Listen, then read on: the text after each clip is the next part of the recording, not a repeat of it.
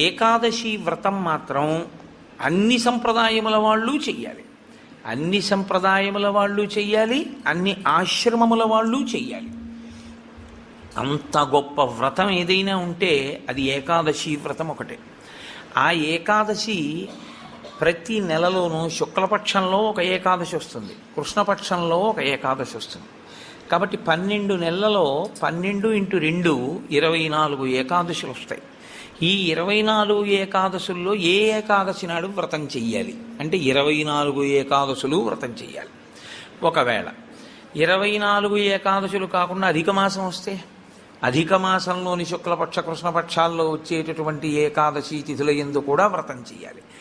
కాబట్టి ఏకాదశి తిథి నాడు చేయవలసినటువంటి వ్రతానికి మాత్రం ఎక్కడా శాస్త్రములలో ఏ ఆశ్రమము వారికి మినహాయింపు లేదు, అందరూ చేయవలసిందే.